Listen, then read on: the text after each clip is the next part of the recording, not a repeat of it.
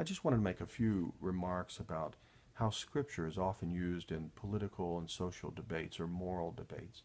I've seen in recent times people making citations from various parts of the Bible, typically back in the Law of Moses, grabbing a text here and there from Exodus or Leviticus, talking about marriage, for example, because the contemporary hot issue is homosexual marriage debate. And so I read an article this morning in which someone was trying to make the case that nobody holds to biblical marriage because you have these stories about, people being raped, or these laws in the Old Testament back especially in, like I say, Leviticus, Exodus, perhaps Deuteronomy, that don't correspond to our contemporary sensibilities. They have more to do with the fallout of war in the ancient world and so on. And so the argument is that the Bible itself has these flawed views about the meaning of marriage, and so we shouldn't take it seriously, and this is no kind of argument that has any bearing on the contemporary discussion of these issues.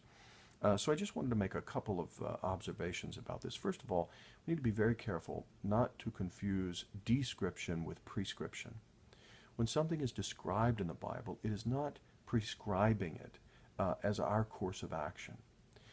When somebody does something in the Bible, like for example, to say that when David commits adultery with Bathsheba, that he is thereby giving to us a model that we should follow, is silly, of course. That's not the point of it at all. In fact, the Bible teaches quite the opposite of that, even through that story.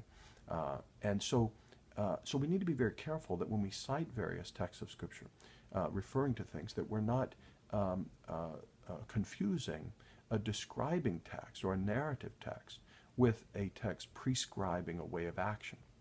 A second point I would make is that we need to be very careful that when we take the Bible, we should see it as a progressively unfolding story. That in the Old Testament, for example, people are living in a particularly barbaric period of time, a period in which it's a very sort of savage world, that there are laws that were codified in various cultures that surround the biblical story, and that when we look at laws in the Old Testament, often they reflect the situation of their time and the thinking of their time. And that those things often, if you look at them carefully, often these things show some advancement in incremental stages beyond more barbaric understandings of these things. To give you one example, Jesus in the New Testament deals with a question from the Old Testament. In the book of Exodus, Moses had given an allowance for divorce based on the production of a bill of divorce. So the idea was that if a man found something in his wife that was grounds for divorce, he could produce a document and propose that document as a basis of divorcing his wife.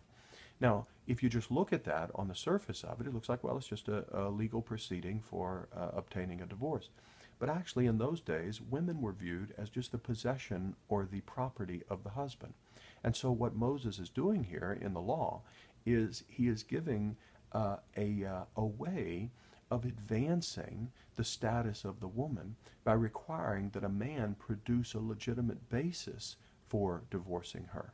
This is an advance beyond the world in which Moses produced this, or the Old Testament text was written.